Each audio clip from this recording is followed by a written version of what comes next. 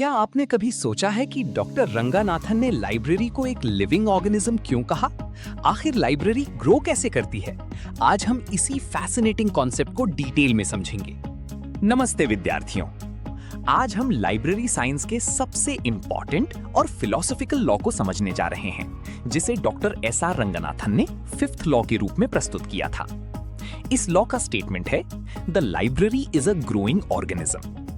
अब पहली नजर में ये स्टेटमेंट थोड़ा अनयूजुअल लग सकता है। आप सोच सकते हैं, लाइब्रेरी और ऑर्गेनिज्म का क्या संबंध? क्योंकि ऑर्गेनिज्म शब्द तो सामान्यतः किसी लिविंग बीइंग जैसे मानव, पशु या पौधे के लिए उपयोग होता है। लेकिन रंगनाथन ने इस शब्द का प्रयोग बहुत सोच समझकर किया। उनका मानना था कि लाइब्रेरी कोई डेड स्ट्रक्चर नहीं है जो केवल बुक्स को स्टोर करे, बल्कि लाइब्रेरी एक ऐसी डायनामिक इंस्टीट्यूशन है जो समय, समाज और टेक्नोलॉजी के साथ लगातार बदलती रहती है। जैसे एक जीवित शरीर को सरवाइव करने के लिए फूड, एनर्जी और ग्रोथ की आवश्यकता होती है, वैसे ही लाइब्रेरी को सरवाइव करने के लिए कंटिन्यूअस डेवलपमेंट की आवश्यकता होती है। यदि ग्रोथ रुक जाए तो लाइब्रेरी धीरे धीरे आउटडेटेड और इररिलेवेंट हो सकती है। इस ग्रोथ का अर्थ केवल बुक्स की संख्या बढ़ाना नहीं है। ग्रोथ का मतलब है बेहतर सर्विसेज देना, नई टेक्नोलॉजी अडॉप्ट करना, यूजर्स की चेंजिंग नीड्स को समझना, इंफ्रास्ट्रक्चर एक्सपैंड करना। एग्जाम्पल, मान लीजिए 25 साल पहले किसी कॉलेज लाइब्रेरी में केवल प्रिंटेड टेक्स्ट बुक्स और रेफरेंस बुक्स उपलब्ध थे, लेकिन आज वही लाइब्रेरी ई बुक्स एक्सेस देती है, ऑनलाइन डेटाबेसेस प्रोवाइड करती है, रिमोट एक्सेस उपलब्ध कराती है, एआई सर्च टूल्स यूज करती है। यही ट्रांसफॉर्मेशन फिफ्थ लॉ का प्रैक्टिकल एग्जांपल है। Historical background. अब समझते हैं कि इस लॉ की हिस्टोरिकल बैकग्राउंड क्या है। डॉक्टर रंगनाथन ने 5 लॉज का कॉन्सेप्ट 1924 में सोचना शुरू किया। कई वर्षों के ऑब्जर्वेशन और एनालिसिस के बाद उन्होंने इन्हें 1928 में प्रॉपर्ली फॉर्म्युलेट किया और अंततः 1931 में अपनी प्रसिद्ध पुस्तक 5 लॉज ऑफ लाइब्रेरी साइंस में प्रकाशित किया। अब यहाँ हिस्टोरिकल कॉन्टेक्स्ट समझना बहुत जरूरी है। 20वीं सेंचुरी के पहले लाइब्रेरीज का मुख्य उद्देश्य था प्रिजर्वेशन, यानी पुस्तकों को सुरक्षित रखना। लाइब्रेरीज को उस समय नॉलेज वॉल्ट्स की तरह देखा जाता था, जहां वैल्यूएबल बुक्स और मैन्युस्क्रिप्ट स्टोर किए जाते थे। यूजर सर्विस उस समय प्रायोरिटी नहीं थी। बहुत सी लाइब्रेरीज में ओपन एक्सेस भी नहीं होता था। कई बार यूजर्स को बुक्स देखने के लिए भी लाइब्रेरियन की परमिशन लेनी पड़ती थी। रंगनाथन ने इस पूरी सोच को बदल दिया। उन्होंने कहा कि लाइब्रेरी का उद्देश्य केवल इंफॉर्मेशन को स्टोर करना नहीं, बल्कि इंफॉर्मेशन को यूजर्स तक एफिशिएंटली पहुंचाना भी है। इस तरह लाइब्रेरी डेवलपमेंट 3 स्टेजेस में देखा जा सकता है: ancient libraries, preservation centres, modern libraries, service centres, digital libraries, knowledge access hubs. Example, प्राचीन काल की लाइब्रेरीज जैसे लाइब्रेरी ऑफ अलेक्जेंड्रिया मुख्यतः प्रिजर्वेशन पर केंद्रित थी, लेकिन आज की डिजिटल लाइब्रेरीज का फोकस है instant access to information. Meaning of growing organism. अब सबसे महत्वपूर्ण शब्द पर आते हैं, ग्रोइंग ऑर्गेनिज्म। ऑर्गेनिज्म का सामान्य अर्थ है ऐसा जीवित तंत्र जो ग्रो करता है, अपने एनवायरनमेंट के अनुसार एडजस्ट करता है और सर्वाइवल के लिए कंटिन्यूअसली अडैप्ट करता है। रंगनाथन का कहना था कि लाइब्रेरी भी बिल्कुल यही करती है। समय के साथ नई सब्जेक्ट्स इमर्ज होते हैं, नई टेक्नोलॉजीज आती हैं, यूजर्स की एक्सपेक्टेशंस बदलती हैं। ऐसे में लाइब्रेरी अगर रिजिड रहेगी तो वो पीछे रह जाएगी। इसलिए लाइब्रेरी को फ्लेक्सिबल होना होगा।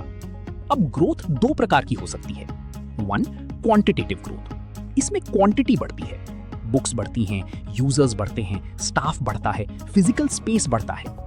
2, क्वालिटेटिव ग्रोथ। इसमें क्वालिटी इंप्रूव होती है, better search tools, faster services, improved accessibility, advanced technologies. दोनों प्रकार की ग्रोथ इक्वली इंपॉर्टेंट है। केवल बुक्स बढ़ाना सफिशिएंट नहीं है। अगर सर्विसेज पुअर हैं तो यूजर सेटिस्फैक्शन नहीं बढ़ेगा। एग्जाम्पल, मान लीजिए लाइब्रेरी ने AI based smart catalogue search system install किया। अब यूजर्स कीवर्ड, वॉइस सर्च या सिमेंटिक सर्च से तुरंत रिसोर्सेज ढूंढ सकते हैं। ये क्वालिटेटिव ग्रोथ का उत्कृष्ट उदाहरण है। Why did Ranganathan propose this law? अब एक महत्वपूर्ण प्रश्न आता है, आखिर रंगानाथन को ये फिफ्थ लॉ प्रपोज करने की आवश्यकता क्यों पड़ी? इसका सबसे सीधा उत्तर है, नॉलेज नेवर स्टॉप्स ग्रोइंग। मान लीजिए 50 वर्ष पहले जो नॉलेज अवेलेबल थी, आज उससे कई गुना अधिक इंफॉर्मेशन मौजूद है। हर दिन नए रिसर्च पेपर्स पब्लिश हो रहे हैं, नई इन्वेंशंस हो रहे हैं और नई एकेडमिक डिसिप्लिन्स जन्म ले रहे हैं। लगातार डेवलपमेंट हो रहा है, साइंस में, टेक्नोलॉजी में, मेडिसिन में, सोशल साइंसेज में, एजुकेशन में। अब सोचिए, अगर लाइब्रेरी अपनी कलेक्शन और सर्विसेज को अपडेट ही ना करे तो क्या होगा? धीरे धीरे यूजर्स को अपडेटेड इंफॉर्मेशन मिलना बंद हो जाएगा और लाइब्रेरी की रेलेवेंस कम होने लगेगी। इसी समस्या को देखते हुए रंगानाथन ने कहा कि लाइब्रेरी को हमेशा चेंजिंग नॉलेज स्ट्रक्चर के साथ इवॉल्व करना चाहिए।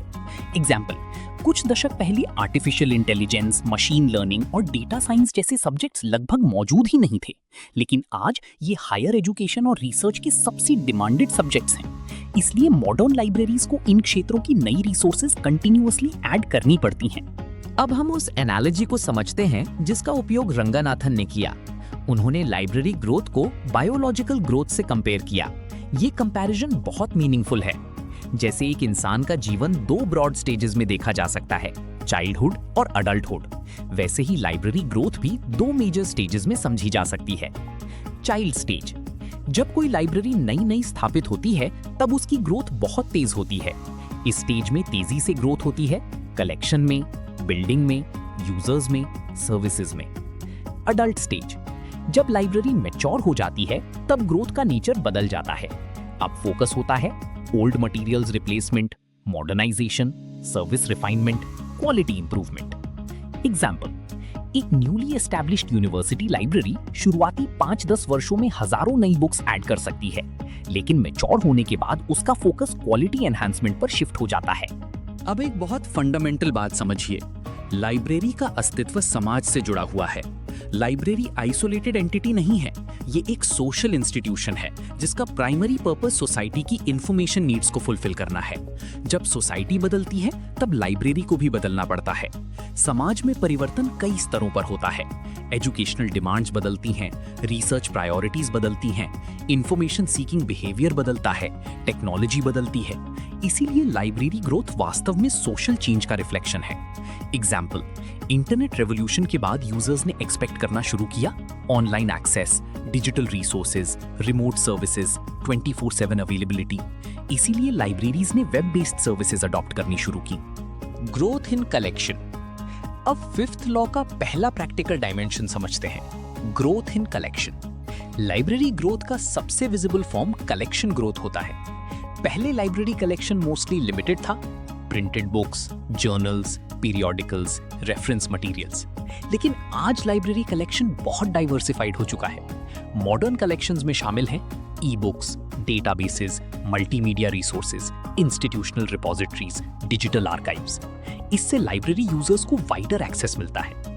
एग्जाम्पल, आज एकेडमिक लाइब्रेरीज में जी-स्टोर जैसी डिजिटल सर्विसेज अत्यंत महत्वपूर्ण हो चुकी हैं, क्योंकि रिसर्चर्स ऑनलाइन जर्नल एक्सेस पर हेवीली डिपेंड करते हैं। बैलेंस्ड ग्रोथ ऑफ कलेक्शन, केवल कलेक्शन बढ़ाना ही पर्याप्त नहीं है, ग्रोथ बैलेंस्ड भी होनी चाहिए। बैलेंस्ड ग्रोथ का अर्थ है कि लाइब्रेरी कलेक्शन किसी एक सब्जेक्ट पर एक्सेसिवली फोकस्ड ना हो जाए। हर रेलेवेंट सब्जेक्ट एरिया को उचित रिप्रेजेंटेशन मिलना चाहिए। इससे मल्टी डिसिप्लिनरी लर्निंग सपोर्ट होती है, इक्वल एक्सेस सुनिश्चित होता है, सभी यूजर ग्रुप सेटिस्फाई होते हैं।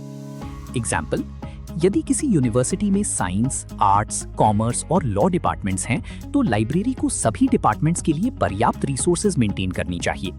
यदि केवल साइंस रिसोर्सेज बढ़े और लॉ इग्नोर्ड रहे, तो ग्रोथ बैलेंस्ड नहीं कहलाएगी। वीडिंग एंड प्रिजर्वेशन आता है। अगर लाइब्रेरी लगातार रिसोर्सेज ऐड करती रहे और कभी कुछ रिमूव ना करे, तो स्टोरेज प्रॉब्लम पैदा हो जाएगी। यहीं से 2 महत्वपूर्ण कॉन्सेप्ट्स आते हैं। वीडिंग का अर्थ है आउटडेटेड या अननेसेसरी मटेरियल्स हटाना। इसमें शामिल हो सकते हैं obsolete books, duplicate copies, damaged books. Preservation का उद्देश्य वैल्यूएबल मटेरियल्स को फ्यूचर जनरेशंस के लिए सुरक्षित रखना है। इसमें शामिल हैं rare books, manuscripts, archival records. Example, पुरानी सॉफ्टवेयर मैनुअल्स जैसे Windows XP related books obsolete हो सकते हैं और वीड आउट किए जा सकते हैं, लेकिन रेयर मैन्यूस्क्रिप्ट्स को प्रिजर्व किया जाएगा। Growth in readers, library growth केवल रिसोर्सेज में नहीं होती, यूजर्स में भी होती है। समय के साथ रीडर्स की संख्या बढ़ती है और उनकी नीड्स भी डाइवर्सिफाई होती जाती हैं। ग्रोथ इन रीडर्स का मतलब है more users, diverse user categories, specialised information needs. आज यूजर्स केवल बुक्स नहीं चाहते, वे चाहते हैं fast access, personalised recommendations, digital services. Example, एक पब्लिक लाइब्रेरी एक ही समय में children, researchers, job aspirants, senior citizens सभी को सर्व कर सकती है। हर ग्रुप की अलग इंफॉर्मेशन नीड्स होती हैं। Growth in staff. जैसे जैसे लाइब्रेरी ग्रो करती है वैसे वैसे स्टाफ रिक्वायरमेंट्स भी बढ़ती हैं, क्योंकि अधिक कलेक्शन, अधिक यूजर्स और एडवांस्ड टेक्नोलॉजी मैनेज करने के लिए स्किल्ड मैन पावर चाहिए।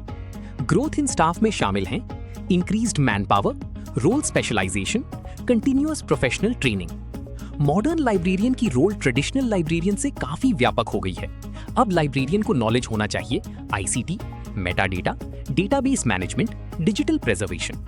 एग्जाम्पल, आज digital librarians repositories, institutional archives और इलेक्ट्रॉनिक सब्सक्रिप्शंस मैनेज करते हैं। Classification and catalogue code. जब नॉलेज बढ़ती है तो इंफॉर्मेशन ऑर्गेनाइजेशन और रिट्रीवल भी कॉम्प्लेक्स हो जाता है, इसीलिए क्लासिफिकेशन सिस्टम्स फ्लेक्सिबल होने चाहिए। एक अच्छा classification system new subjects accommodate करे, एक्सपैंड हो सके, ओवरक्राउडिंग अवॉइड करे। कैटलॉग कोड्स को भी इवॉल्विंग रिसोर्स फॉर्मेट सपोर्ट करने चाहिए। एग्जाम्पल, ड्यूई डेसिमल क्लासिफिकेशन तथा कोलन क्लासिफिकेशन एक्सपैंडिंग नॉलेज को व्यवस्थित करने में मदद करते हैं। Modernisation and technological growth. Digital era में लाइब्रेरी ग्रोथ टेक्नोलॉजी के बिना संभव नहीं है। आज लाइब्रेरीज कई एडवांस टूल्स यूज कर रही हैं।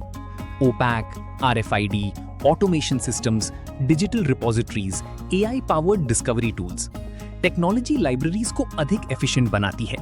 इसके बेनिफिट्स हैं faster services, better accessibility, reduced manual workload. Example, Koha acquisition, cataloguing और सर्कुलेशन जैसे हाउसकीपिंग ऑपरेशंस ऑटोमेट कर देता है। Building expansion and security. Physical growth के लिए इंफ्रास्ट्रक्चर प्लानिंग भी अत्यंत आवश्यक है। लाइब्रेरी बिल्डिंग डिजाइन करते समय फ्यूचर ग्रोथ का ध्यान रखना चाहिए। बिल्डिंग में प्रोविजन होना चाहिए future expansion, additional shelving, larger reading halls, digital labs. जैसे जैसे यूजर बेस बढ़ता है, सिक्योरिटी कंसर्न्स भी बढ़ते हैं, इसलिए सेफगार्ड्स आवश्यक हैं। CCTV surveillance, RFID security gates, controlled entry and exit. Example, large national libraries अक्सर कंस्ट्रक्शन फेज में ही वर्टिकल और हॉरिजॉन्टल एक्सपेंशन प्लान करती हैं। अब अंतिम स्लाइड पर आते हैं। आज 21st सेंचुरी में फिफ्थ लॉ पहले से भी अधिक रेलेवेंट हो चुका है। क्यों? क्योंकि लाइब्रेरी ग्रोथ अब केवल फिजिकल कलेक्शन तक सीमित नहीं है। आज ग्रोथ में शामिल हैं physical expansion, digital transformation, AI integration, virtual service delivery. Modern library अब सिर्फ बुक्स से भरी बिल्डिंग नहीं है, ये एक डायनामिक नॉलेज इकोसिस्टम बन चुकी है, जहां यूजर्स फिजिकल और वर्चुअल दोनों माध्यमों से इंफॉर्मेशन एक्सेस करते हैं। यही फिफ्थ लॉ का कोर मैसेज है। एक सक्सेसफुल लाइब्रेरी वही है जो ग्रो करे, इनोवेट करे, अडैप्ट करे और रेलेवेंट बनी रहे। फाइनल कंक्लूजन, रंगनाथन का फिफ्थ लॉ हमें सिखाता है कि लाइब्रेरी की सफलता उसकी अडैप्टेबिलिटी पर निर्भर करती है। A library that grows with time continues to empower society. यही इस लॉ का सबसे गहरा एसेंस है। तो विद्यार्थियों, आज हमने विस्तार से समझा कि SR रंगनाथन का fifth law, the library is a growing organism, केवल एक थियोरेटिकल स्टेटमेंट नहीं है, बल्कि मॉडर्न लाइब्रेरियनशिप की बैकबोन है। इस लॉ का सबसे बड़ा संदेश ये है कि लाइब्रेरी कभी स्टैटिक नहीं रह सकती। यदि लाइब्रेरी को रेलेवेंट बने रहना है तो उसे समय, टेक्नोलॉजी, नॉलेज और यूजर एक्सपेक्टेशंस के साथ कंटिन्यूअसली इवॉल्व करना होगा। हमने देखा कि लाइब्रेरी की ग्रोथ केवल बुक्स बढ़ाने तक सीमित नहीं है। असल ग्रोथ तब होती है जब कलेक्शन अपडेटेड हो, यूजर्स की नीड्स समझी जाए, स्टाफ ट्रेंड हो, टेक्नोलॉजी अडॉप्ट की जाए, इंफ्रास्ट्रक्चर फ्यूचर रेडी हो। याद रखिए विद्यार्थियों, एक अच्छी लाइब्रेरी सिर्फ इंफॉर्मेशन स्टोर नहीं करती, वो नॉलेज क्रिएट, कनेक्ट और एम्पावर भी करती है। डिजिटल एज में जहां AI, ऑटोमेशन और वर्चुअल लर्निंग तेजी से बढ़ रहे हैं, वहां रंगनाथन का ये लॉ पहले से कहीं अधिक मीनिंगफुल हो गया है। फाइनल एग्जाम पॉइंट, अगर एग्जाम में फिफ्थ लॉ पूछा जाए तो एक लाइन हमेशा याद रखिए, a library survives and succeeds only when it continuously grows, adapts and serves the changing needs of society. और अंत में मैं यही कहना चाहूंगा, a dead library stores books, but a living library transforms lives. A growing library is not just a place of books, it is a gateway to lifelong learning. धन्यवाद विद्यार्थियों, मिलते हैं अगले लेक्चर में एक नई टॉपिक के साथ। अगर आपको इस टॉपिक में या किसी भी कॉन्सेप्ट में कोई भी डाउट है तो आप मुझे स्मार्ट LIS अकेडमी पे कमेंट करके पूछ सकते हैं। और ऐसे ही लाइब्रेरी साइंस और इंपॉर्टेंट एग्जाम ओरिएंटेड कॉन्सेप्ट्स के लिए हमारे चैनल स्मार्ट LIS अकेडमी को लाइक, सब्सक्राइब और शेयर करना मत भूलिए, ताकि आपको सबसे पहले लेटेस्ट अपडेट्स और इंपॉर्टेंट कंटेंट मिलता रहे। मिलते हैं नेक्स्ट क्लास में एक नई इंपॉर्टेंट टॉपिक के साथ। Thank you students, bye bye.